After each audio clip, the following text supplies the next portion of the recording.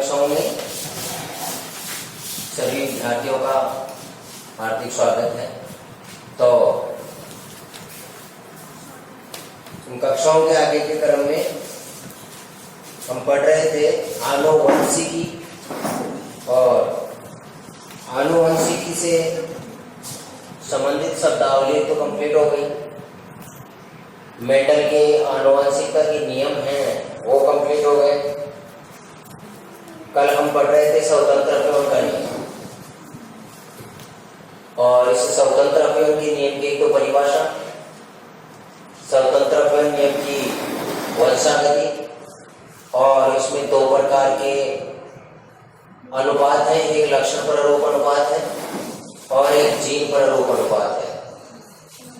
ये बातें कल कंप्लीट हो गई थी। इसके बाद में देखो हेडिंग डालो आप, मेंडल के वंशागति नियमों का महत्व। हेडिंग डाल लें, मेंडल के वंशागति नियमों का महत्व। वंशागति के जो नियम है, ये वंशागति के नियमों का महत्व क्या है। वंशागति के नियम 3 हम पढ़ चुके हैं, पुनः एक बार देख लेंगे। वंशागति के नियम में प्रथम जो नियम था ये था प्रभाविता का नियम। पहला नियम कौन सा था? प्रभाविता का। द्वितीय जो नियम था वो था पृथक्करण, या इसको हम विसंयोजन, या इसको युग्मकों की शुद्धता का नियम कहते हैं। और जो तृतीय नियम था ये था स्वतंत्र अपव्यय का नियम। तृतीय नियम कौन सा है? स्वतंत्र अपव्यय का नियम। 3 प्रकार के नियमों की हम बात कर चुके हैं।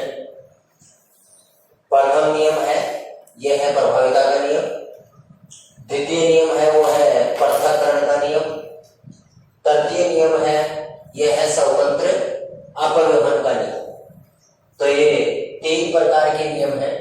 इनमें से ये जो 2 नियम थे, प्रभाविता का और पृथक्करण का, ये जो 2 नियम हैं ये एक संकर संकरण पर आधारित है।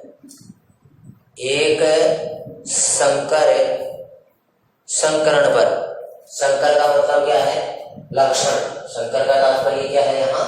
लक्षण। यानी प्रभाविता का नियम और पृथक्करण का जो नियम मेंडल के द्वारा दिया गया है वो केवल एक लक्षण को लेकर के उसकी वंशागति के अध्ययन के आधार पर दिया गया है। और जो तीसरा नियम दिया गया है, तीसरा नियम कौन सा है? स्वतंत्र अपव्यय का नियम है। और स्वतंत्र अपव्यय का जो नियम है ये द्विसंकर संकरण पर आधारित है। द्विसंकर संकरण पर आधारित है। द्विसंकर का मतलब है यहाँ 2 लक्षणों को लेकर के उनकी वंशागति का एक साथ क्या किया गया है, इसे नियम में अध्ययन किया गया है। तो स्वतंत्र अपव्यय का नियम है ये द्विसंकर संकरण पर आधारित है, और प्रभाविता का और पृथक्करण का जो नियम है वो केवल एक संकर संकरण पर आधारित है। एक तो ये ध्यान रखेंगे। एक इसके बाद में प्रभाविता के नियम में तो कोई अनुपात नहीं निकलता है, क्योंकि F1PD की सभी संततियों में केवल प्रभावी लक्षण ही प्रकट होता है, अप्रभावी लक्षण प्रकट नहीं होता है। तो प्रभाविता के नियम में न तो कोई लक्षण प्रारूप अनुपात आएगा और न ही जीन प्रारूप अनुपात आएगा। और यहाँ जो पृथक्करण का नियम है इसके अन्य नाम विसंयोजन का नियम भी इसको कहा जाता है, युग्मकों की शुद्धता का नियम भी इसको कहा जाता है। यहाँ जो पृथक्करण का है, इस पृथक्करण में 2 प्रकार के अनुपात हमने पढ़े थे पृथक्करण के नियम में, और अनुपात हमेशा कौन सी पीढ़ी में? F2PD में निकाले जाएंगे। जो लक्षण प्रारूप अनुपात है और जीन प्रारूप अनुपात है वो हमेशा कौन सी पीढ़ी में निकाले जाएंगे? F2PD में निकाले जाएंगे। तो पृथक्करण के नियम में 2 प्रकार के अनुपात हमने पढ़े थे, एक लक्षण प्रारूप अनुपात पढ़ा था और एक जीन प्रारूप अनुपात पढ़ा था। 2 प्रकार के अनुपात हमने पीछे पढ़े थे। लक्षण प्रारूप अनुपात तो कितना आया था? 3:1, और जीन प्रारूप अनुपात आया था 1:2:1। ये किसका अनुपात आया था? पृथक्करण के नियम का। पृथक्करण पृथक्करण के नियम का दूसरा नाम क्या है? विसंयोजन का नियम भी कह सकते हो, युग्मकों की शुद्धता का नियम भी कह सकते हो। दो प्रकार से प्रश्न पूछा जा सकता है यहाँ। पृथक्करण के नियम का लक्षण पररूप अनुपात कितना है? तो लक्षण पररूप अनुपात तो कितना है? 3:1। 3 पौधे लंबे थे, एक पौधा क्या था? बोनम।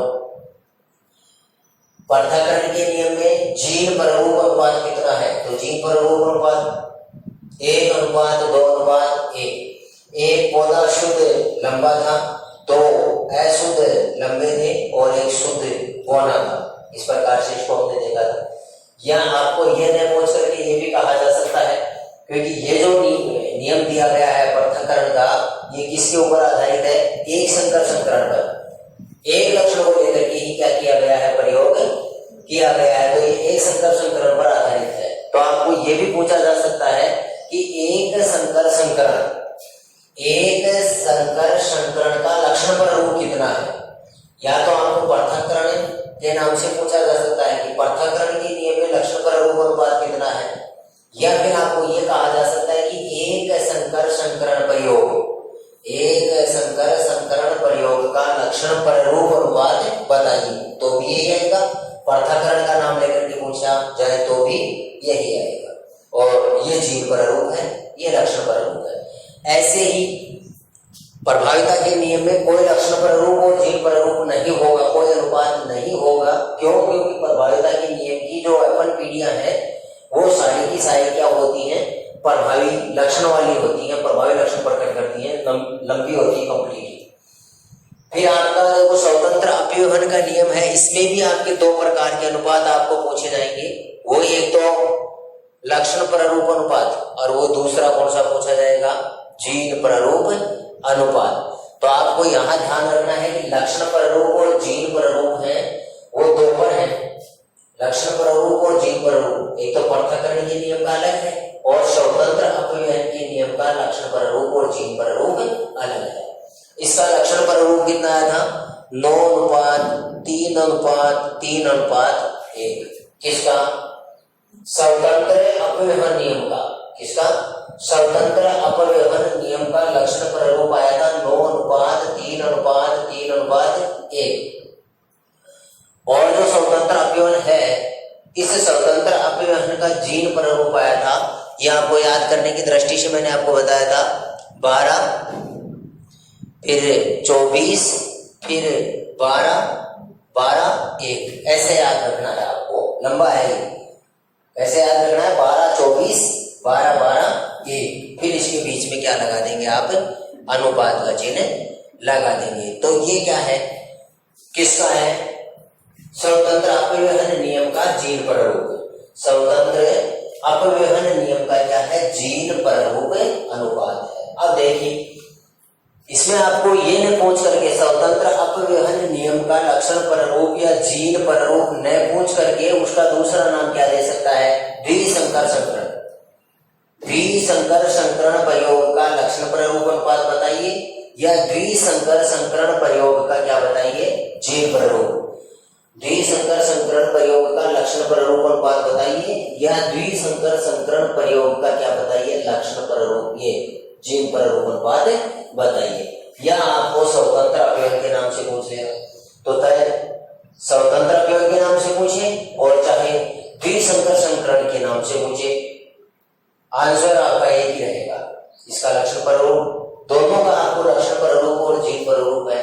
लगभग हर एग्जाम में आपको पूछा जाता है। तो इनको अच्छी तरह से देख लेंगे। पृथक्करण के नियम का लक्षण पररूप और जीन पररूप अलग से, और स्वतंत्र अपव्यवहन नियम का लक्षण पररूप और जीन पररूप जो है वो अलग से आप अच्छी तरह से देख लेंगे। अब आप आगे हेडिंग डालें, ये मेंडल के वंशागति जो नियम है, इन वंशागति नियमों का महत्व है। इसमें देखिए आप सबसे पहले देखो प्रभाविता का नियम।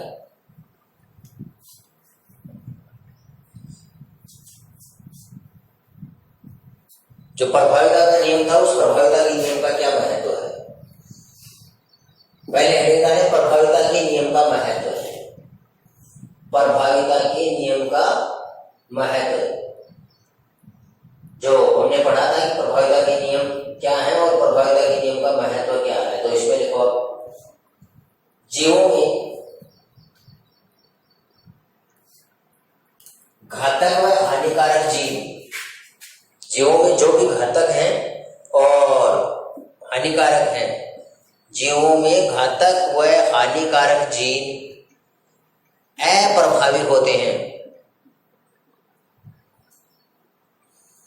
जीवों में घातक व हानिकारक जीन अप्रभावित होते हैं, जिससे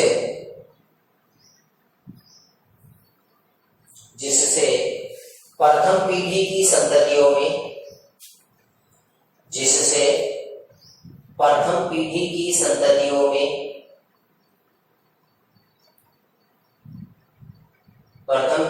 संततियों में अपना प्रभाव प्रकट नहीं कर पाते हैं।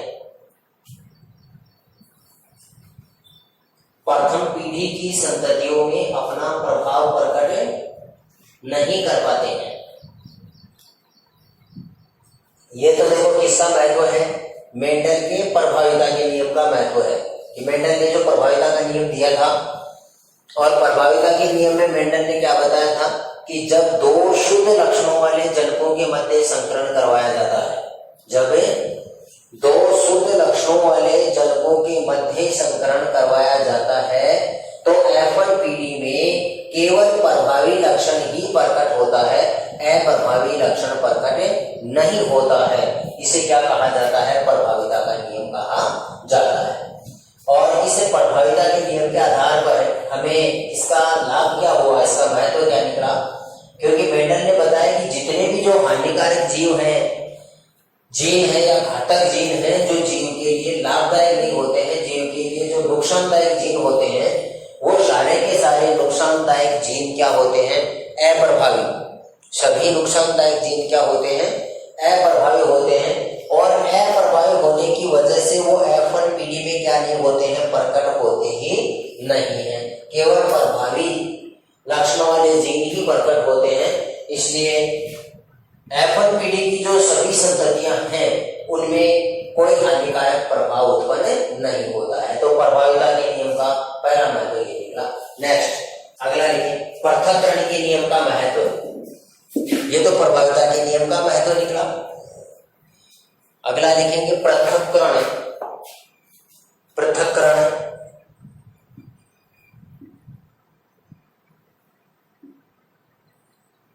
पृथक्करण के नियम का महत्व। पृथक्करण के नियम के महत्व में देखो, मेंडल के पृथक्करण के नियम से,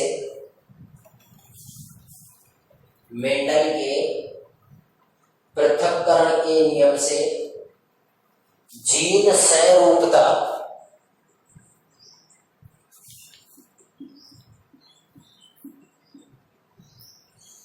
मेंडल के पृथक्करण के नियम से जीन संरूपता की पुष्टि होती है। जीन संरूपता की पुष्टि होती है, अर्थात जीन संरूपता की पुष्टि होती है, अर्थात द्वितीय पीढ़ी में,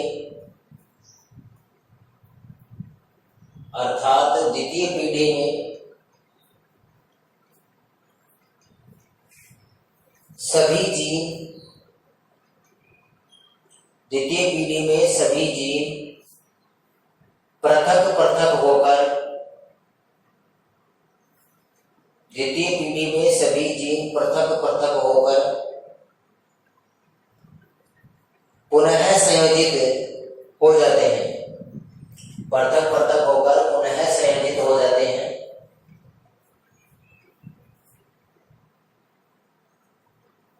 जिससे संततियों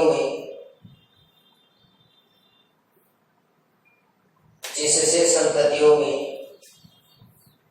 शुद्ध व अशुद्ध, जिससे संततियों में शुद्ध व अशुद्ध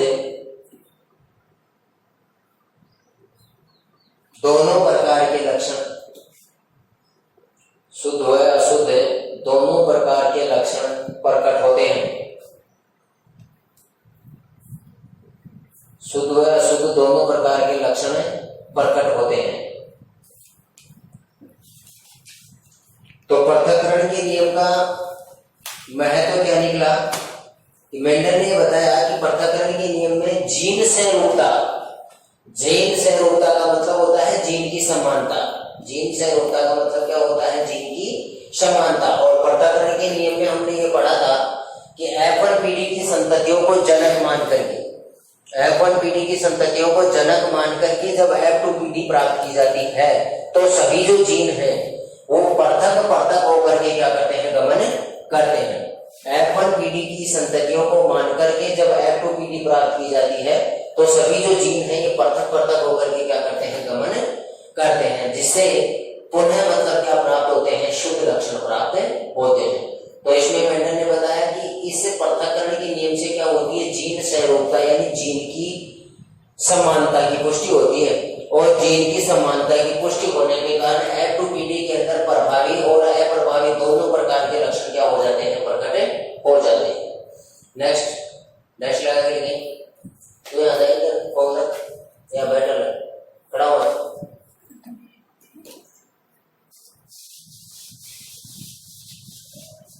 ये आ जा।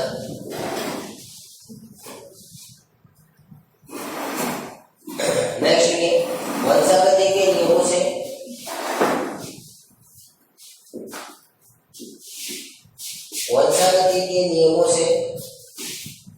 संकर संतति में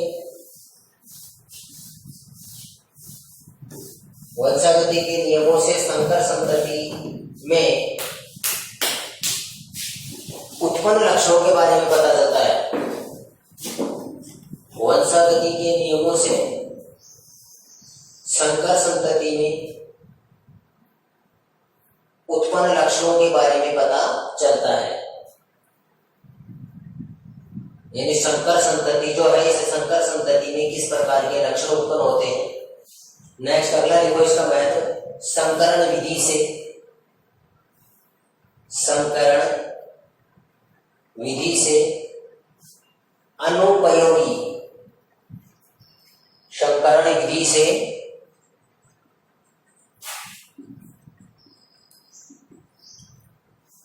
अनुपयोगी लक्षणों को हटाया जा सकता है। संकरण विधि से अनुपयोगी लक्षणों को हटाया जा सकता है तथा उपयोगी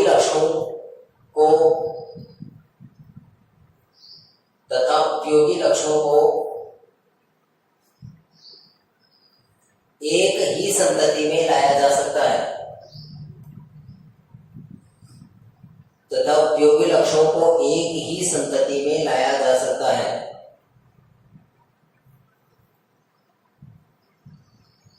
और उसका नेक्स्ट महत्व लिखिए, नीचे डैश लगा करके। वंशागति के नियमों का उपयोग करके, वंशागति के नियमों का उपयोग करके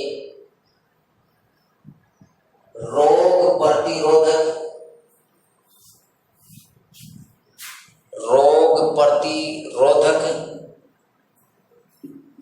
तथा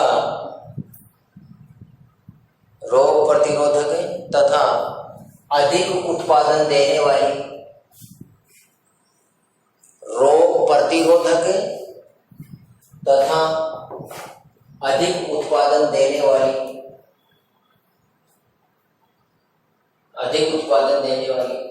फसलों की किस्मों का, अधिक उत्पादन देने वाली फसलों की किस्मों का विकास किया जा सकता है। फसलों की किस्मों का विकास किया जा सकता है। नेक्स्ट महत्व लिखें। वंशागति के नियमों के द्वारा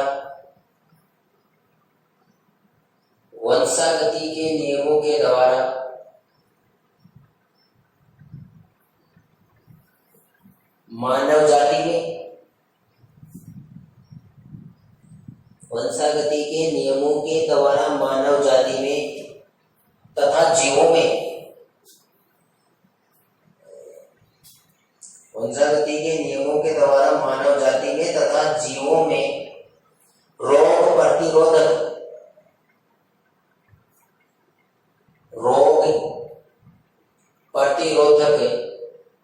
नस्लों का विकास किया जा सकता है। रोग प्रतिरोधक नस्लों का विकास किया जा सकता है। ये थे मेंडल के जो वंशागति के नियम हैं। इन वंशागति के नियमों का दूसरा नाम है आनुवंशिकता के नियम। चाहे वंशागति के नियम कह दो और चाहे इनको आनुवंशिकता के नियमों के नाम से भी जाना जाता है। तो वंशागति के नियम या आनुवंशिकता के नियमों का महत्व, इसमें आपको दो प्रकार से ध्यान में रखना है कि प्रभाविता के नियम का महत्व तो क्या है और पृथक्करण के नियम का महत्व क्या है। नेक्स्ट हेडिंग डालें, सुजननी की।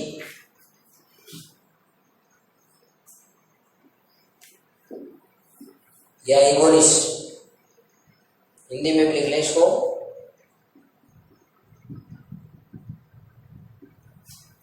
सुजननी की या इगोनिक्स।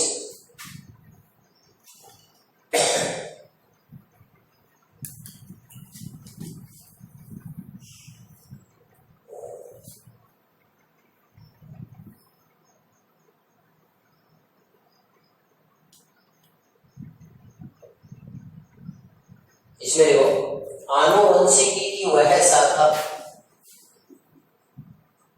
आनुवंशिकी की वह शाखा जिसमें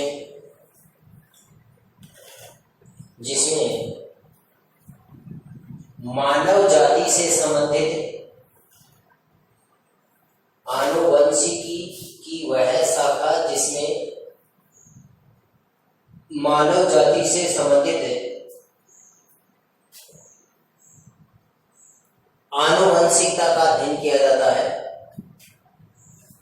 मानव जाति में सुधार से संबंधित, ऐसे करो इसको, आनुवंशिकी की वह शाखा जिसमें मानव जाति में सुधार से संबंधित, मानव जाति में सुधार से संबंधित आनुवंशिकता का अध्ययन किया जाता है। मानव जाति में सुधार से संबंधित आनुवंशिकता का अध्ययन किया जाता है। बस इसमें लगा के छोड़ दें, क्या कहोगे इसको, या इगोनिक्स कहा जाएगा। तो ये है सुजननी की या इगोनिक्स। और इसके बारे में कुछ थोड़ा सा आपका और रह गया था, एक दो पॉइंट रहे थे। एक तो नेक्स्ट आप हेडिंग डालें कि परागण क्या होता है, परागण की परिभाषा लास्ट में लिख लो। परागण क्या है?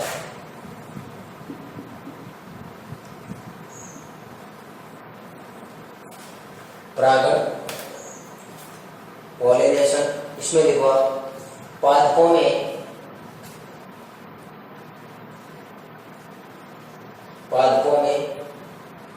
युग्मक का, ये नर युग्मक का, पादपों में नर युग्मक का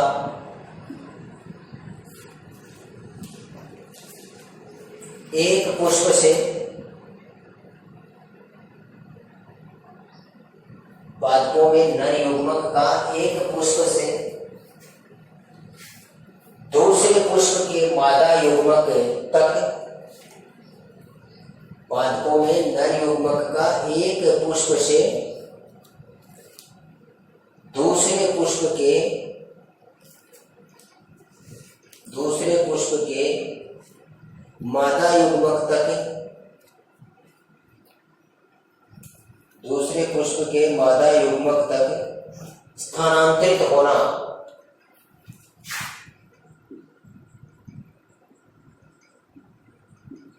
दूसरे पुष्प के मादा युग्मक तक स्थानांतरित होना। बस समझ आएंगे क्या कहलाता है परागण। परागण की परिभाषा क्या है कि दो प्रकार प्रकार के युग्मक हमने पढ़े थे। द्विगुणित कोशिका होती है और द्विगुणित कोशिका में अर्धसूत्री विभाजन यानी जनन प्रक्रिया से पहले क्या होगा, अर्धसूत्री विभाजन होगा। जीव की द्विगुणित कोशिका में जनन प्रक्रिया से पहले क्या होगा, अर्धसूत्री विभाजन होगा और अर्धसूत्री विभाजन होने से युग्मक बनेंगे। अर्धसूत्री विभाजन से किसका निर्माण होता है, युग्मक होगा। दो प्रकार के युग्मक होते हैं जीवों में। तो एक तो जो जीवों में होते हैं, जीवों में भी दो प्रकार के होंगे। जीवों में नर युग्मक होगा और एक मादा युग्मक। जीवों में भी दो प्रकार के युग्मक होते हैं और पादपों में भी क्या होते हैं, दो प्रकार के युग्मक होते हैं। पादपों में भी क्या होता है, नर होता है और एक क्या होता है, मादा होता है।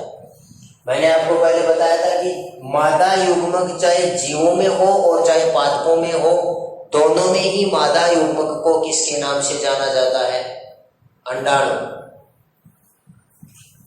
मादा युग्मक चाहे जीवों में हो और चाहे पादपों में हो, दोनों में ही मादा युग्मक को किसके नाम से जाना जाता है, अंडाणु के नाम से जाना जाता है। लेकिन नर युग्मक, जीवों में नर युग्मक का नाम क्या है, शुक्राणु। जीवों में नर युग्मक का नाम क्या है, शुक्राणु। और पादपों में जो है वो नर युग्मक का नाम है परागकण। परागकण या आप अच्छी तरह से देख लेंगे। युग्मक अगुणित कोशिकाएं होती हैं। क्या होती हैं, अगुणित कोशिकाएं। युग्मक जो होते हैं वो अगुणित कोशिकाएं होती हैं। और जब नर युग्मक और मादा युग्मक, नर युग्मक और मादा युग्मकों में आपस में जब संकरण होगा, ये भी अगुणित है, ये भी अगुणित है, और इनमें जब संकरण होता है तो क्या बनती हैं, द्विगुणित कोशिकाएं बनती हैं। इस द्विगुणित कोशिका को कहते हैं युग्मनज। दो शब्द हैं, एक है युग्मनज और एक शब्द कौन सा है, युग्मक। एक शब्द है युग्मक और एक शब्द है युग्मनज। युग्मक में जो कारक है ये क्या रहेंगे, आधे अगुणित। मात्र कोशिका से क्या रहेंगे, आधे रहेंगे अगुणित। युग्मक कोशिका अगुणित और युग्मनज कोशिका क्या होती है, द्विगुणित। युग्मनज कोशिका क्या होती है, द्विगुणित। अब ध्यान देंगे कि युग्मक दो प्रकार के होते हैं, एक नर युग्मक होता है, एक मादा युग्मक होता है। एक नर होता है, एक मादा। अब ध्यान देंगे कि मादा युग्मक चाहे वो जीव जंतुओं में हो और चाहे वो पेड़ पौधों में हो, पादपों में हो, मादा युग्मक को दोनों में ही किसके नाम से जाना जाता है, अंडाणु। मादा युग्मक चाहे जीव जंतुओं में हो और चाहे पादपों में हो, पेड़ पौधों में हो, दोनों में ही मादा युग्मक को किसके नाम से जाना जाता है, अंडाणु के नाम से जाना जाता है। लेकिन नर युग्मक को जीवों में तो किसके नाम से जाना जाता है, शुक्राणु। नर युग्मक को जीवों में किसके नाम से जाना जाता है, शुक्राणु। और पादपों में नर युग्मक को किसके नाम से जाना जाता है, परागकण। पादपों में नर युग्मक को किसके नाम से जाना जाता है, परागकण के नाम से जाना जाता है। दो शब्द को देख लेंगे, ये है परागण। एक शब्द तो क्या है, परागण। ये शब्द क्या है, परागकण। ये क्या है, परागकण। परागकण क्या है, पादपों में नर युग्मक कोशिका। परागकण क्या है, पादपों में नर युग्मक कोशिका। जबकि परागण क्या है कि नर युग्मक का मादा युग्मक से, पादपों में नर युग्मक और मादा युग्मकों में आपस में जो संयोजन की प्रक्रिया है वो पादपों में तो कहलाती है परागण और जीवों में कहलाती है निषेचन। जीवों में क्या कहलाती है, निषेचन। तो इन शब्दों को आप अलग अलग देख लेंगे। इसमें देखो, ये पुष्प है,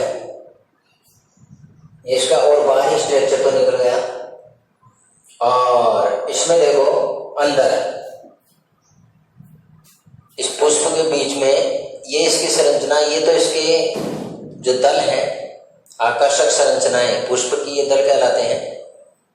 इसका नीचे का नहीं पूरा ग्रीन नीचे डंठल से तोड़ दिया, डंठल से नीचे से डंठल से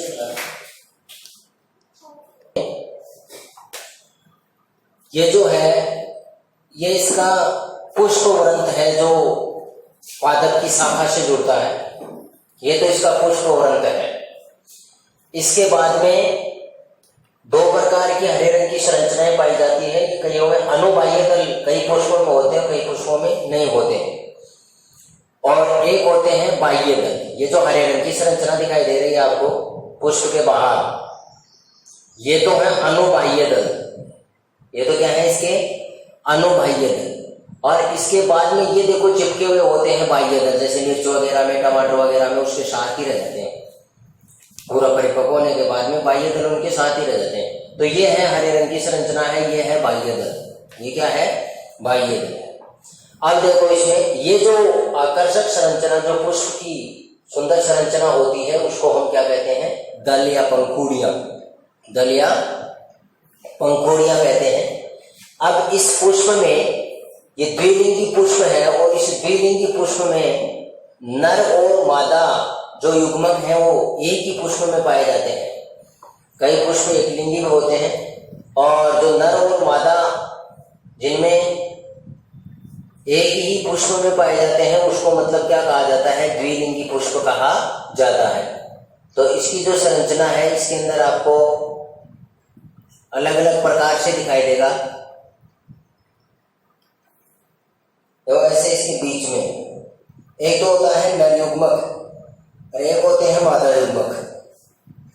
इसके बीच की जो संरचना आपको ये दिखाई दे रही है, ये देखो, इसको तो हमने हटा दी, मैं हटा देता हूँ। ये संरचना रख लेते हैं, ये पंखुड़ियां तो हट जाएंगी, है ना। ये देखो इसमें ये जो आपको संरचनाएं दिखाई दे रही हैं ये तो है नर जननांग। दोनों जननांग एक ही पुष्प में होते हैं। इसको मतलब क्या कहा जाता है? द्विलिंगी पुष्प कहा जाता है। तो ये जो संरचना है ये तो है इसमें देखो नर जननांग। ये इस पुष्प के बीचों बीच देखो एक सीधी सी नली सी है, इसका ऊपर वाला भाग फूला हुआ है। ये तो है मादा जननांग। ये तो क्या है? इसका प्रत्येक पुष्प में ऐसी संरचना पाई जाती है कि इस पुष्प के बिल्कुल बीचों बीच एक सीधी नलिकाकार और ऊपर थोड़ा कीटनुमा भाग होता है। इसको अगर आसानी से हम देखेंगे यंत्रों की सहायता से तो ऐसे जैसे कीप होता है अपना, उस कीप की जैसे भाग होता है, तो इसको तो कहा जाता है मादा जननांग। ये तो क्या है? इसका मादा जननांग। और इसके बाद जो ये संरचनाएं दिखाई दे रही हैं आपको, ये है नर जननांग। ये क्या है? इसमें नर जननांग है। तो इन नर जननांगों में ये जो नर जननांग है पुंकेसर, इन पुंकेसरों से तो बनते हैं, यहाँ इनमें तो बनेंगे ये परागकोश है। ये ऊपर है ना, ये ऐसे खुली हुई संरचना, ये परागकोश है। इन परागकोश की कोशिकाओं में फिर अर्धसूत्रीय विभाजन होता है और परागकोश की कोशिकाओं में अर्धसूत्रीय विभाजन होने से इसमें बढ़ते हैं परागकण। क्या बनते हैं इसमें? परागकण। तो ये परागकण तो क्या हो गया? पादपों में नर युग्मक। और ये जो वर्तिकाग्र है इसका क्या नाम है? वर्तिकाग्र। और इसके नीचे है वर्तिका नली। ये क्या होती है? वर्तिका नली। इसके बाद में यहाँ एक खुली हुई संरचना होती है नीचे पुष्प की। ये देखो यहाँ जब अंकुरें निकल रही है ना, उसको पूरा हटाएंगे तो यहाँ ये नीचे क्या है? एक खुली हुई संरचना है। इस खुली हुई संरचना को कहता है, यहाँ कहते हैं हम अंडाशय। खुली हुई संरचना, ये धतूरा का पुष्प है, सरसों का पुष्प है, मटर का है, इसमें बहुत स्पष्ट दिखाई देगी समझने के लिए वो ये चाहिए। तो यहाँ होता है अंडाशय। यहाँ क्या होता है? अंडाशय होता है। और उस अंडाशय वो है मादा जननांग। अंडाशय क्या है? मादा जननांग। उस अंडाशय में बनते हैं अंडाणु। उस अंडाशय में क्या बनते हैं? अंडाणु। अब देखो बीज का निर्माण कैसे होता है, फल का निर्माण कैसे होता है। यहां नर युग्मक बने, परागकण। क्या बने? नर युग्मक, परागकण। ये परागकोश से परिपक्व होकर के, जैसे पुष्प खिलता है, खिलने के बाद में वो पूरा परिपक्व हो जाता है। परिपक्व होने के बाद में परागकोश फट जाते हैं और परागकोश फटने के बाद में यहाँ से निकलते हैं परागकण। और ये परागकण यहाँ से निकल करके कहाँ गिरते हैं? इस वर्तिकाग्र पर गिरते हैं। इस वर्तिकाग्र पर गिरने के बाद में ये वर्तिका नली से होते हुए कहाँ पहुंच जाते हैं, यहाँ अंडाशय तक पहुंचे जाते हैं। और अंडाशय में क्या होती है, अंडाणु। अंडाशय में क्या होती है, अंडाणु। फिर ये परागकण जो यहाँ गिर के और यहाँ आकर के अंडाशय में अंडाणुओं से क्या करते हैं, सहयोग करते हैं, संकरण की क्रिया करते हैं और वापस द्विगुणित कोशिका का निर्माण कर लेते हैं, जिसको युग्मनज कहते हैं। द्विगुणित कोशिका का निर्माण कर लेते हैं, जिसको क्या कहते हैं, युग्मनज कहते हैं। और वो जो युग्मनज है वो आगे उसमें समसूत्री विभाजन होकर के उस युग्मनज से बनता है बीज। युग्मनज से क्या बन जाता है, बीज बन जाता है। बीज बनता है और ये धीरे धीरे अंडाशय जो है ये फूलता रहता है। फूलने के कारण ये पंखुड़ियां जो है, ये बीच वाला भाग मोटा होगा, मोटा होती है पंखुड़ियां तो धीरे धीरे क्या हो जाती है, हट जाती हैं और किसका निर्माण हो जाता है, फल का निर्माण हो जाता है। तो ये पादपों में किसकी प्रक्रिया होती है, परागण की। किसकी प्रक्रिया होती है, परागण की। अब क्या होता है कि जैसे परागण में दो फूल है, एक पुष्प यह है, एक पुष्प यह है। परागण भी दो प्रकार का। परागण कितने प्रकार का, दो प्रकार का। एक स्वपरागण और एक होता है परपरागण। एक होता है स्वपरागण और एक कौन सा होता है, परपरागण। स्वपरागण में क्या होता है, अगर एक ही पुष्प के परागकण, ये पुष्प है, अगर एक ही पुष्प के परागकण उसी पुष्प की वर्तिकाग्र पर गिरते हैं, एक ही पुष्प के परागकण अगर उसी पुष्प की वर्तिकाग्र पर गिरकर संकरण की क्रिया करते हैं, आपस में संयोग करते हैं, तो एक ही पुष्प के परागकण उसी पुष्प की वर्तिकाग्र पर गिरते हैं या उसी पुष्प के अंडाणुओं से संयोग करते हैं। भाई वर्तिकाग्र पर गिरेंगे, वर्तिकाग्र पर गिरने के बाद में वर्तिका नली से होते हुए अंडाशय तक अंडाणुओं से संयोग करेंगे। तो एक ही पुष्प के परागकण उसी पुष्प की वर्तिकाग्र पर गिरकर उसी पुष्प के अंडाणुओं से संयोग करते हैं, तो उसको तो कहेंगे हम स्वपरागण। खुद के पुष्प में ही हो रहा अपने आप ही। और एक होता है परपरागण। परपरागण में क्या होता है कि एक पुष्प के परागकण, इस पुष्प के तो है परागकण और दूसरे पुष्प का क्या है, वर्तिकाग्र। ये वर्तिकाग्र ये वाला है ना, ये दूसरे पुष्प का है। तो अगर एक पुष्प के परागकण, इस पुष्प के परागकण निकल करके दूसरे पादप के पुष्प पर अगर गिर रहे हैं, दूसरे पादप के पुष्प की वर्तिकाग्र पर गिर रहे हैं, तो उसको क्या कहा जाता है, परपरागण की क्रिया कहा जाता है। तो परागण कितने प्रकार का हो गया, दो प्रकार का। एक है स्वपरागण और एक क्या हो गया, परपरागण। तो आप नेक्स्ट हेडिंग डालें लाइन के बीच में, परागण के प्रकार। परागण के प्रकार।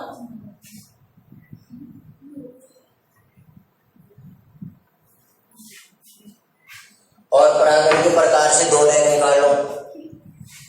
एक होता है स्वपरागण। परागण का ध्यान रखेंगे, परागकण अलग चीज है और परागण अलग चीज है। परागण तो है वो नरयुग्मक और मादा युग्मकों में आपस में संयोग की जो प्रक्रिया है।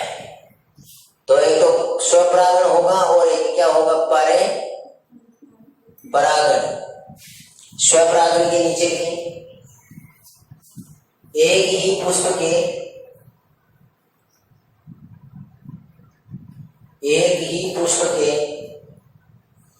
नर युग्मकों का, एक ही पुष्प के नर युग्मकों का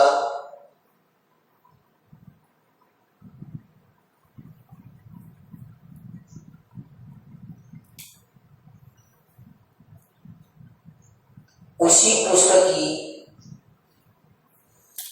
एक ही पुष्प के नर युग्मकों का उसी पुष्प की वर्तिकाग्र तक पहुंचना,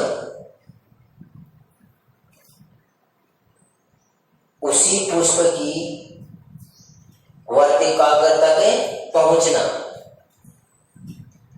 बस क्या कहलाएगा, स्वपरागण। स्वपरागण के नीचे लिखा ना, तो स्वपरागण का मतलब तो क्या हो गया कि एक ही पुष्प का जो नरयुग्मक है, एक पुष्प के नरयुग्मकों का उसी पुष्प की वर्तिकाग्र तक पहुंचने की जो प्रक्रिया है उसको तो हम क्या कहेंगे, स्वपरागण। परपरागण के नीचे लिखें। एक पुष्प के परागकणों का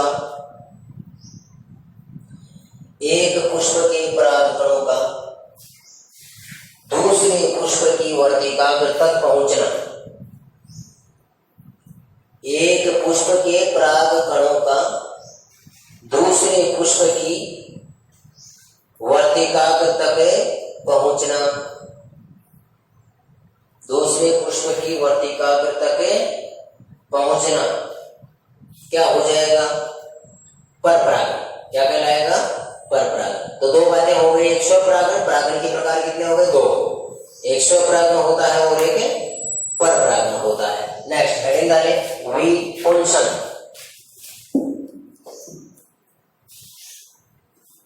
विपुंसन की क्रिया क्या है?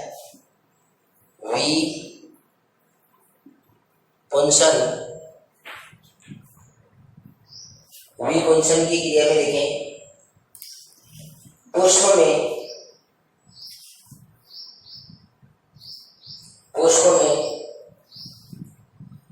नर युग्मक तथा मादा युग्मकों के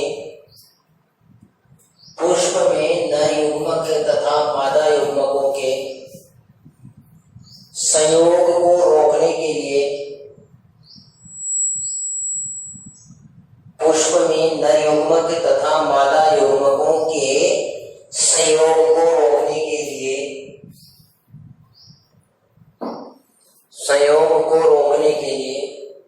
पुष्प के परागकणों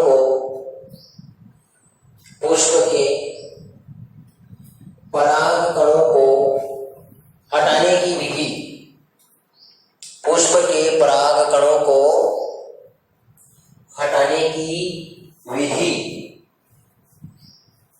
विपुंसन कहलाती है। हटाने की विधि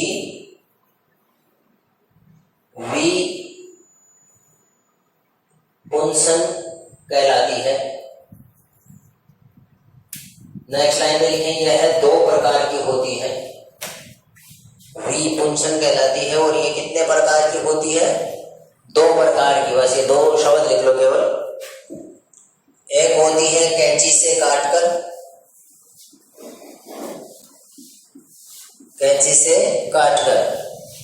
और एक विपुंसन की प्रक्रिया जो होती है वो होती है थैली बांधकर। एक विपुंसन की क्रिया है वो है थैली बांधकर।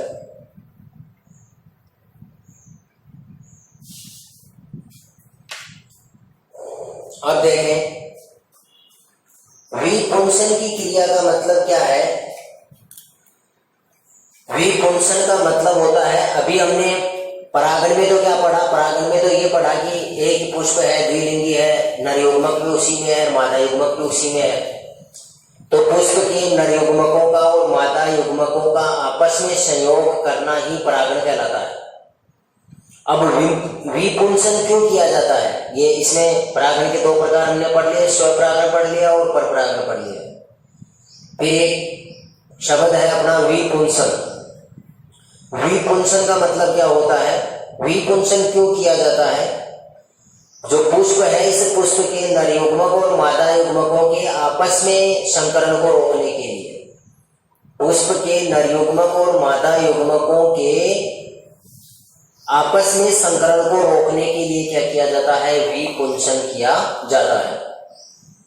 अब विपुंसन में क्या किया जाता है कि जो पुष्प का जो नर युग्मक है, जिसको हम परागकण कह रहे हैं, यहाँ पुंकेसर है पूरा नरजन नाम, तो जो नर युग्मक है, इन नर युग्मकों को हम क्या कर दें? अलग कर दें, हटा दें। नर युग्मकों को हटाने की जो विधि है उसी को मतलब क्या कहा जाता है? विपुंसन कहा जाता है। जैसे यहाँ से नर युग्मक हटा दिया हमने, यहाँ से नर युग्मकों को तोड़ करके क्या कर दिया हमने? अलग कर दिया। तो अब इसमें देखो क्या संकरण होगा क्या? इसको भी मान लो हटा दिया, इनको भी क्या कर दिया हमने? हटा दिया। अब संकरण होगा क्या? नहीं होगा, क्योंकि नर युग्मक तो हटाई दी, तो नर युग्मक इसमें क्या नहीं हो पाएगा? संकरण नहीं हो पाएगा। तो पुष्प में नर युग्मकों को हटाने की जो प्रक्रिया है उसी को क्या कहा जाता है? विपुंसन कहा जाता है। दो प्रकार से हटा सकते हैं। अभी जैसे मैंने कैंची से काट करके हटा दिया। अरे एक एक क्या किया जा सकता है? इनके केवल मैं थैली बांध दो, इसको तो अलग रहने दे, वर्तिकाग्र को दो। और इनके इनके क्या बांध दे, ऐसे थैली बांध दे। तो विपुंसन की प्रक्रिया है वो दो प्रकार से की जा सकती है, एक कैंची से काट करके और एक थैली बांध करके। नेक्स्ट डैश लगा के लिखें, हेडिंग डाल लिया। मटर के पादप के 7 विपर्यासी लक्षण। मेंडल ने जो अपने प्रयोगों के लिए मटर के पादप का चयन किया था, हेडिंग डाले पहले, मटर के पादप के 7 विपर्यासी लक्षण। मटर के पादप के कितने लक्षण हैं? 7 विपर्यासी लक्षण। तो मेंडल ने अपने प्रयोगों के लिए मटर के पादप को चुना। इसके कारण हमने पहले पढ़ लिए थे कि मेंडल ने मटर अपने आनुवंशिकता के प्रयोगों के लिए मटर के पादप को ही क्यों चुना, अन्य भी तो पादप थे। इसका कारण था कि मटर शाख स्वभाव का होता है, कम दूर के अंदर बहुत सारे पौधे लगाए जा सकते हैं, एक तैयार करके बीजों को बो करके और फसल ली जा सकती है। और कारण और भी हमने पढ़े थे कि मटर के पादप के अंदर जो लक्षण है वो आसानी से हमें दिखाई दे जाते हैं बिना कोई यंत्र की सहायता से, क्योंकि जिस समय मेंडल प्रयोग कर रहे थे उस समय मतलब इस प्रकार के जो आधुनिक यंत्र है, इस प्रकार के यंत्रों का आविष्कार नहीं हो पाया था। इसलिए मेंडल ने अपने प्रयोगों के लिए कौन से पादप को चुना था? मटर के पादप को चुना था, जिसको मीठा मटर भी कहते हैं, और इसका वानस्पतिक नाम मैंने आपको बताया था पाइसम सटाइवम। मटर का वानस्पतिक नाम क्या है? Pisum sativum. तो ये बातें तो थी। अब मेंडल ने मटर के पादप में कितने लक्षणों के ऊपर प्रयोग किया? 7 लक्षणों पर। कितने लक्षणों को चुना था?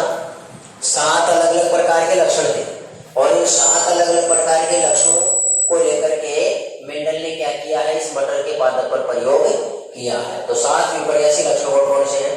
इसमें आप टेबल बना लें। एक तो क्रम संख्या, दूसरा मटर के पादप के लक्षण,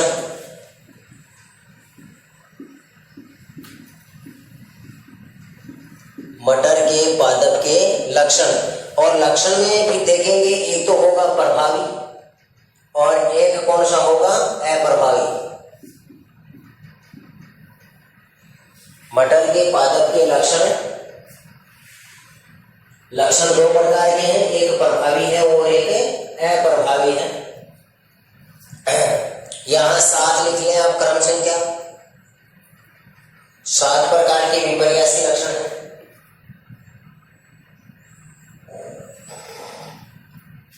सात प्रकार के विपर्यासी लक्षणों में पहले देखिए पादप के तने की लंबाई। पहला कौन सा लक्षण लिया? पादप के तने की लंबाई। मटर के पादप में तने की लंबाई के 2 लक्षण होते हैं। पादप जो है वो क्या हो सकता है? लंबा भी हो सकता है, और पादप क्या हो सकता है? बौना। या तो लंबा होगा या बौना हो सकता है। दूसरा लक्षण दिया पुष्प की स्थिति।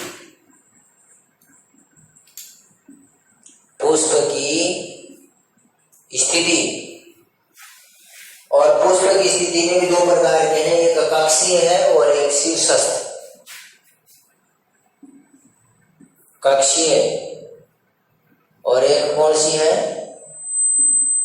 शीर्षस्थ। एक कक्षीय है और एक कौन सी है? शीर्षस्थ। तीसरा लक्षण लिखें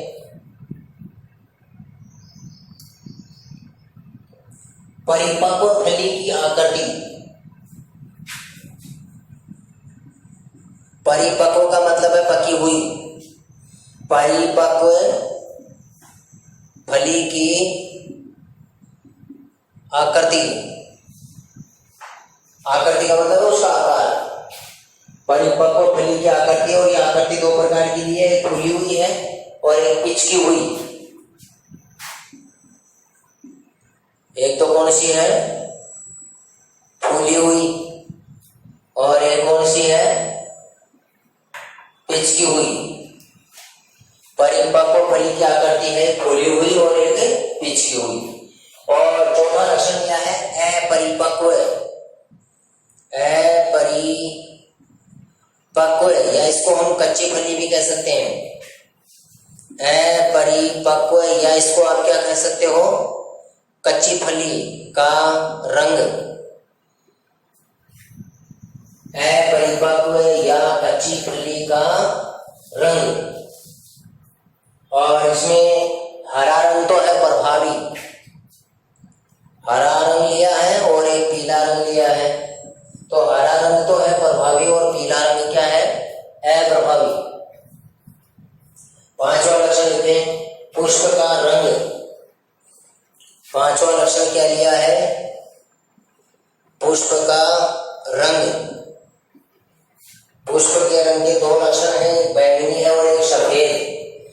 बैंगनी रंग का जो पुष्प है ये प्रभावी है, और सफेद रंग का जो पुष्प है वो अप्रभावी है।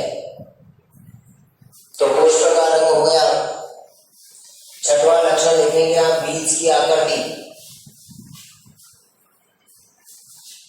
बीज की आकृति, और बीज की आकृति में दो प्रकार के हैं, एक गोल बीज है और एक झुर्रीदार बीज है। बीज की आकृति एक ऐसी है गोल और एक ऐसी है झुर्रीदार। और इसके बाद में हो गया बीज का रंग। सातवां लक्षण कौन सा लिया है, बीज का रंग। एक तो है पीला और एक अप्रभाव में कौन सा है, हरा। ये मेंडल के द्वारा मटर के पादप में लिए गए 7 प्रकार के क्या है, विपर्यासी लक्षण। अब देखो प्रश्न क्या बनेगा, बीच में से आपका अलग बढ़ सकता है। तो सीधा प्रश्न बनेगा कि मेंडल ने अपने प्रयोगों के लिए मटर के पादप में कितने प्रकार के लक्षणों का चयन किया, कितने प्रकार के, 7। प्रश्न क्या बनेगा, मेंडल ने अपने प्रयोगों के लिए, या मेंडल ने अपने वंशागति के प्रयोगों के लिए मटर के पादप में कितने प्रकार के लक्षणों का चयन किया। तो आंसर क्या होगा, 7। आंसर क्या होगा, 7। दूसरा प्रश्न आपका ये बन सकता है, मेंडल के द्वारा मटर के पादप में चुने गए विपर्यासी लक्षणों को लिखिए, या विपर्यासी लक्षण बताइए कि 7 प्रकार के जो विपर्यासी लक्षण थे वो कौन कौन से थे। उसमें आपको पूरी टेबल बना करके बतानी पड़ेगी कि एक तने की लंबाई का था, जिसमें लंबापन तो था प्रभावी, बोलना था वो अप्रभावी। पुष्प की स्थिति, एक तो पुष्प की स्थिति में 2 बातें हैं, जैसे ये पादप है, इस पादप में एक फूल तो लग रहा है इसके लास्ट, इसकी टाट पर, ऐसे चोटी पर, ये तो है शीर्षस्थ। ये तो क्या है, 2 स्थिति देखी ना बने, ये देखो शीर्षस्थ, ये कक्षीय, ये पादप है, और इस पादप की चोटी पर अगर फूल लग रहा है ऐसे, इसका मतलब क्या है, शीर्षस्थ। क्या है ये, शीर्षस्थ। और ये पादप है और इसके शाखा फूट रही है, ऐसे ऐसे शाखा निकलती है ना, और ब्रांच निकल रही है, एक ब्रांच निकल रही, और इसके यहाँ भी फूल लग रहा है, फूल यहाँ लगता है, यहाँ ऐसे, अगर ऐसे फूल लग रहा है उसको हम बोलते हैं कक्षीय। उसको क्या बोलते हैं, कक्षीय। तो ये जो फूल लग रहा है ये कक्षीय, ये तो है प्रभावी, और यहाँ अगर इसकी टाट में लग रहा है तो ये क्या है, अप्रभावी, ये शीर्षस्थ है और ये कक्षीय है। समझ गए। तो 2 स्थिति होती है, कक्षीय और एक शीर्षस्थ। तो पुष्प की स्थिति होगी एक कक्षीय और एक शीर्षस्थ। फिर देखो यहाँ आपको समझना है जो तीसरा और चौथा, एक तो होती है परिपक्व फली। परिपक्व फली का मतलब मटर की जो फली पूरी पक चुकी है, मटर की फली जो पूरी क्या हो चुकी है, पक चुकी है, उसको हम परिपक्व फली।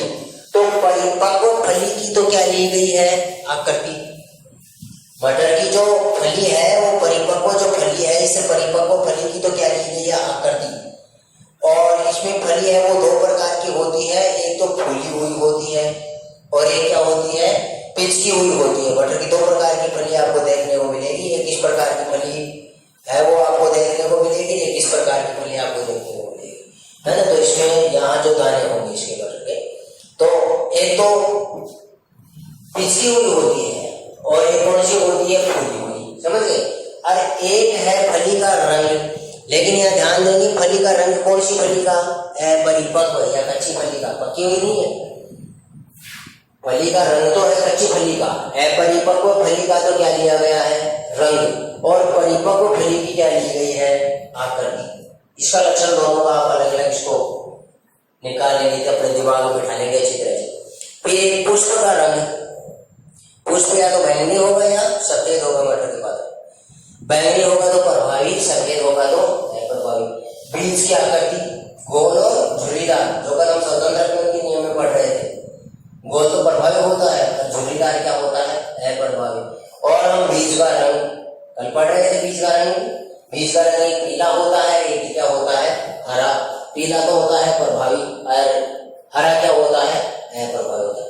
तो कितने प्रकार के लक्षण हो गए, 7 प्रकार के। एक आपका पूरा का पूरा प्रश्न आपका बन सकता है। फिर इसके बीच बीच में से आपको पूछा जा सकता है कि मेंडल ने अपने वंशागति के प्रयोगों के लिए, या मेंडल ने वंशागति के प्रयोगों में पुष्प की स्थिति के कौन कौन से लक्षणों का चयन किया। तो पुष्प की स्थिति की 2 लक्षण हो गए, कक्षीय हो गया है, शीर्षस्थ हो गए। या आपको यह पूछा जा सकता है कि मेंडल ने वंशागति के प्रयोगों के लिए अपरिपक्व फली के किस लक्षण का चयन किया। अपरिपक्व या कच्ची फली का कौन सा लक्षण लिया, रंग का। कौन सा लक्षण लिया, रंग का। और परिपक्व फली का कौन सा लक्षण लिया, आकृति का। परिपक्व फली का तो कौन सा लक्षण लिया है, आकृति का। और अपरिपक्व फली का कौन सा लक्षण लिया है, रंग का। ऐसे ही पुष्प के कौन से लक्षण का चयन किया, रंग का। बीज की कौन सी, बीज के दोनों लक्षण लिए हैं, बीज की आकृति भी ली है और बीज का रंग भी लिया है। फिर बीच में भी आपको पूछा जा सकता है कि मेंडल के द्वारा वंशागति के प्रयोगों में बीज की आकृति के कौन कौन से लक्षणों का चयन किया गया। तो बीज की आकृति के 2 लक्षण लिए, गोल लिया और एक कौन सा लिया, झुर्रीदार लिया। इसमें प्रभावी कौन था, ये तो प्रभावी है और ये सारे के सारे क्या है, अप्रभावी है। तो इस प्रकार से साथ विपर्यासी लक्षण आपको अच्छी तरह से याद होने चाहिए। और एक आपको मैंने बताया था कि प्रभावी लक्षणों को तो हमेशा अंग्रेजी के कैपिटल लेटर्स के द्वारा दर्शाएंगे।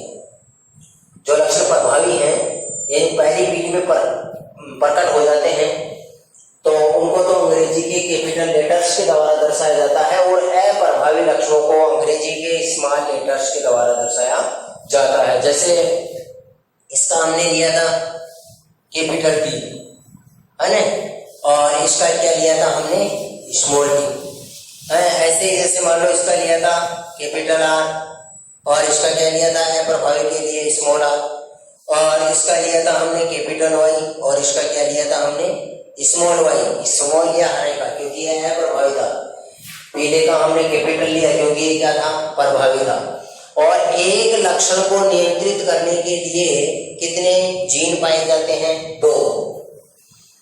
एक लक्षण को नियंत्रित करने के लिए जीन हमेशा 2 होंगे। जीन हमेशा एक एकल लक्षण का नियम दिया था मेंडल ने प्रभाविता के नियम से पहले कि एक लक्षण को नियंत्रित करने के लिए एक लक्षण को एक ही विशिष्ट प्रकार का जीन ही क्या करता है, नियंत्रित करता है। और ये जीन हमेशा युग्मों में पाए जाते हैं, जोड़ों के रूप में पाए जाते हैं। तो यह आपको इसमें ध्यान में रखना है। और इसी के साथ आपका पाठ संख्या 3 ये भी आपका पूरा हो गया है। तीसरा चैप्टर आज आपका कंप्लीट है। Thank you. आज की क्लास में बस नहीं, रोग का नाम लिया था कौन सा, बालाया नारू रोग। बालाया नारू रोग। और उस बालाया नारू रोग का रोगजनक क्या था, ड्रैकनकुलस मेडिनेंसिस। ड्रैकनकुलस मेडिनेंसिस।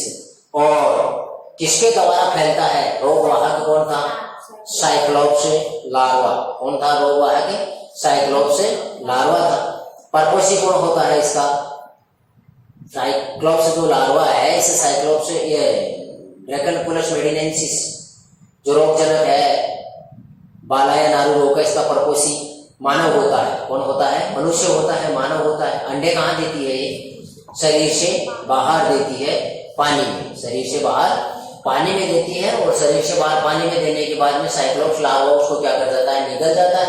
और जब वो पानी दूषित हो जाता है, गंदा हो जाता है, अगर उसका हम सेवन कर लेते हैं तो हमारे शरीर में चला जाता है और वो बाला या नाल रोग फैलता है। ये दूषित जल का था। जल का फूड वह कृत्रिम संश्लेषित खाद्य पदार्थ आकर्षक, खुशबूदार और स्वादिष्ट होते हैं, परंतु इनसे क्या बढ़ता है, मोटापा बढ़ता है। जल का फूड होते हैं जो पैकिंग सामग्री जो अपने होटलों वगैरह में इनमें आती है, एक तरह से इनको चाट पकौड़ी कह सकते हैं। तो ये जो है कृत्रिम संश्लेषित पदार्थ हैं, ये खाने से आकर्षक होते हैं, अच्छे लगते हैं, खुशबूदार होते हैं, बढ़िया लगते हैं, है ना। लेकिन इनको खाने से मोटापा हो सकता है, रक्तचाप हो सकता है, मधुमेह है, डायबिटीज जिसको हम कहते हैं, इस प्रकार के क्या हो सकते हैं, विभिन्न प्रकार के रोग हो सकते हैं। नशीले पदार्थ गुटखा, तंबाकू, अफीम, शराब, भांग, इनका प्रयोग लोगों द्वारा बहुत अधिक किया जाता है। इनका शरीर पर नकारात्मक प्रभाव पड़ता है। कुछ के कारण कैंसर जैसे असाध्य रोग हो जाते हैं, जिससे असामयिक मृत्यु हो जाती है। और इसमें हमने एक तो गुटखा से होने वाला रोग कौन सा था, सबम्यूकस फाइब्रोसिस। गुटखा से होने वाला रोग कौन सा था, सबम्यूकस फाइब्रोसिस रोग हो जाता है, जिसमें व्यक्ति का जबड़ा क्या नहीं होता है, पूरी तरह से खुलता नहीं है। और एक था उसका नशीला पदार्थ है मदिरा या शराब, जिसमें अल्कोहल पाया जाता है, अल्कोहल। और उसे अल्कोहल के सेवन से कौन सा रोग हो जाता है, वसीय यकृत रोग। कौन सा रोग हो जाता है, वसीय यकृत रोग। एक हमने तंबाकू के बारे में पढ़ा था, निकोटिनम टोबैकम, जिसका वानस्पतिक नाम मैंने बताया था, निकोटिनम टोबैकम। और उस निकोटिनम टोबैकम में तंबाकू के द्वारा उसमें कौन सा एल्कलॉइड पाया जाता है, नशीला पदार्थ, निकोटीन पाया जाता है। एल्कलॉइड कौन सा पाया जाता है, निकोटीन। और वो निकोटीन क्या करता है, हमारे शरीर की जो धमनियां होती हैं, इन धमनियों की दीवारों को मोटा कर देता है। और धमनी की दीवारों को मोटा करने से धमनी का व्यास घट जाता है। व्यास घटने से उसमें रुधिर का दाब बढ़ जाता है, तो रक्तचाप बढ़ जाता है। तंबाकू का ज्यादा सेवन करने से क्या बढ़ जाता है, रक्तचाप। तो इस प्रकार के इनके रोग हमने पढ़ लिए थे। बाजार में बिकने वाली अधिकांश खाद्य सामग्री में मिलावट होती है, फिर भी हम लगातार इन्हें उपयोग में ले रहे हैं, जिससे हमारे शरीर पर हानिकारक प्रभाव पड़ रहे हैं। ये बातें इसमें हमने पढ़ ली थी। अब देखो प्रश्न, पहला प्रश्न आता है, नारू रोग का रोगजनक है। नारू रोग का रोगजनक, उसमें हमने लिखा था ड्रेकनकुलस मेडिनेंसिस। यहाँ ड्रेकनकुलस मेडिनेंसिस का नाम नहीं है, हमने ड्रेकनकुलस मेडिनेंसिस के सामने वो लिखा था, वो शब्द देकर के यहाँ प्रश्न पूछा गया। चार ऑप्शन सुनना क्या दिया गया, नारू रोग का रोगजनक है। पहले ऑप्शन में दिया गया है जीवाणु, पहले ऑप्शन में क्या दिया गया है, जीवाणु। दूसरा ऑप्शन दिया गया है कृमि, दूसरा ऑप्शन क्या दिया गया है, कृमि। तीसरा ऑप्शन दिया गया है विषाणु, तीसरा कौन सा दिया गया है, विषाणु। और चौथा दिया गया है प्रोटोजोआ, चौथा कौन सा दिया गया है, प्रोटोजोआ। उत्तर क्या आएगा, ड्रेकनकुलस मेडिनेंसिस के सामने लिखा था वो शब्द आप, ड्रेकनकुलस मेडिनेंसिस से कृमि, सूक्ष्म जीव है, कृमि आएगा इसका आंसर। उत्तर क्या आएगा इसका, कृमि है, यानी सूक्ष्म जीव। स्वस्थ शरीर का सामान्य रक्तचाप होता है, बताओ कितना होता है, 120/80, 100/60, 140/100। और इनमें से कोई नहीं, कितना बताया था भाई, एक तो 120/80 बता रहा है, 100/60 बता रहा है, एक 140/100 बता रहा है। तो कितना होगा, 120/80 बताया था ना भाई। एक तो सिस्टोलिक होता है, एक डायस्टोलिक होता है। दो प्रकार के दाब बताए थे, सिस्टोलिक और डायस्टोलिक। 120/80 mmHg। तंबाकू किस कुल का पादप है, कौन से का है, सोलेनेसी। कौन से कुल का है, सोलेनेसी का।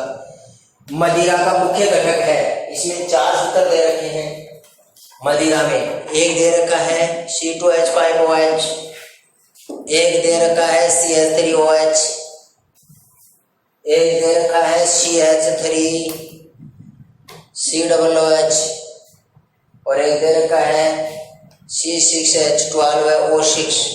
तो कौन सा घटक है मदिरा का? मुख्य घटक कौन है?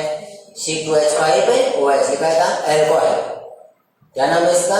एल्कोहल। इसका दूसरा सूत्र आपको मैंने और बताया था, इसको ऐसे ही दिया जा सकता है CH3CH2OH। C2H5OH भी लिख सकते हैं और इसको हम CH3CH2OH भी लिख सकते हैं। घटक नाम क्या है? एल्कोहल। नाम क्या है इसका? एल्कोहल। आयोडीन की कमी से कौन सा रोग हो जाता है? लिखा है गलगंड या डेंगा या गोइटर और एक और था उसका ग्लेनिटीन। एक कौन सा था? ग्लेनिटीन। ये आयोडीन की कमी से क्या है? होने वाला रोग है। आगे देखो प्रश्न, अफीम के पादप का वैज्ञानिक नाम क्या था? पेपेवर सोमनिफेरम। अफीम के पादप का वानस्पतिक नाम क्या था? पेपेवर सोमनिफेरम था। वसीय यकृत रोग का कारण क्या है? वसीय यकृत रोग किसके सेवन से हो रहा था? मदिरा के सेवन से। किसके सेवन से हो रहा था? मदिरा के सेवन से। तंबाकू में कौन सा हानिकारक तत्व पाया जाता है? निकोटीन। तंबाकू में हानिकारक तत्व कौन सा पाया जाता है? निकोटीन। रक्तचाप मापने वाले यंत्र का नाम बताओ। रक्तचाप मापने वाले यंत्र का नाम बताया था स्पाइगनोमेनोमीटर।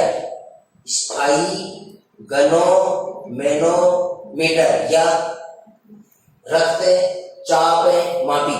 ये क्या आएगा? रक्तचाप मापी। फिर है नारू रोग के रोगजनक का नाम बताओ। अभी आ गया था ड्रैकनकुलस मेडिनेंसिस। ड्रैकनकुलस मेडिनेंसिस। फिर आगे आ रहा प्रश्न, संतुलित भोजन व कुपोषण से क्या तात्पर्य है? परिभाषा लिख देंगे संतुलित भोजन की और कुपोषण। आगे प्रश्न है, प्रोटीन की कमी से होने वाले रोगों का मानव शरीर पर क्या प्रभाव पड़ता है?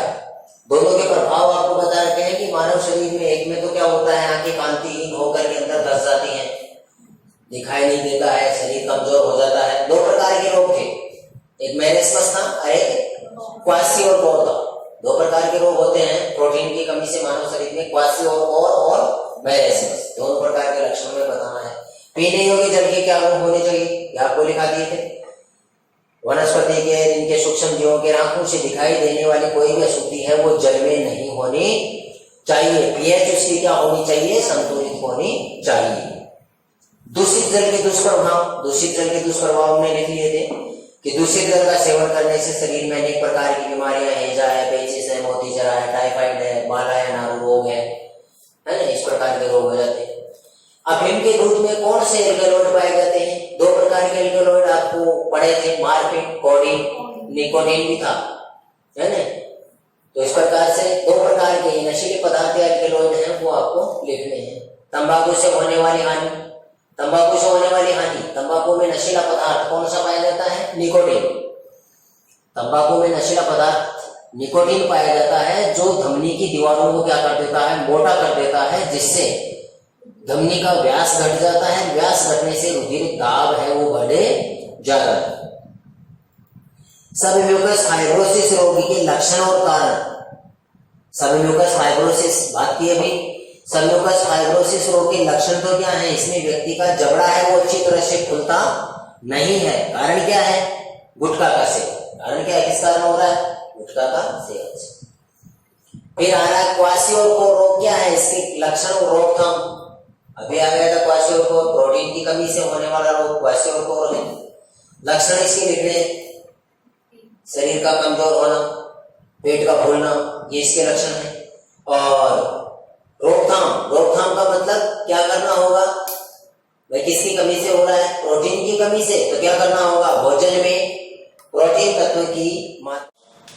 समाज में एक अफीम प्रथा जो है वो चल रही है, इसको हम कैसे रोक सकते हैं?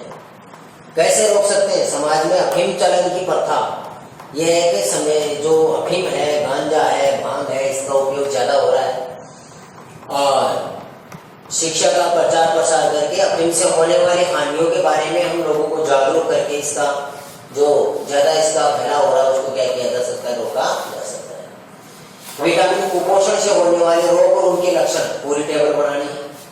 विटामिन कुपोषण में बताया था, विटामिन ए उसका रासायनिक नाम, विटामिन ए है उसका आपको रासायनिक नाम है, विटामिन बी1 है, बी2 है, बी12 है, बी3 है, सी है, डी है ना, वो कौन सी के थी जितनी भी विटामिन से संबंधित तालिका आपको बनाई थी वो कंप्लीट याद करनी है, उसको लिखना है।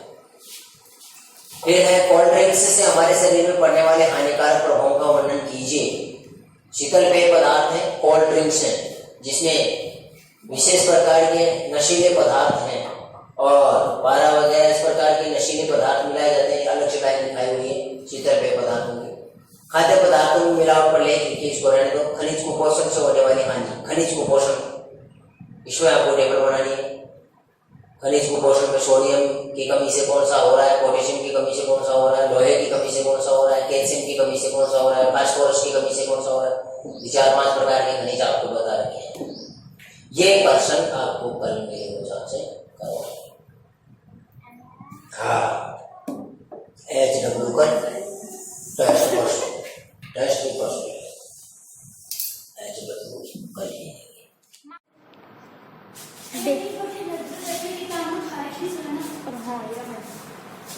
तो तू आओ तो ये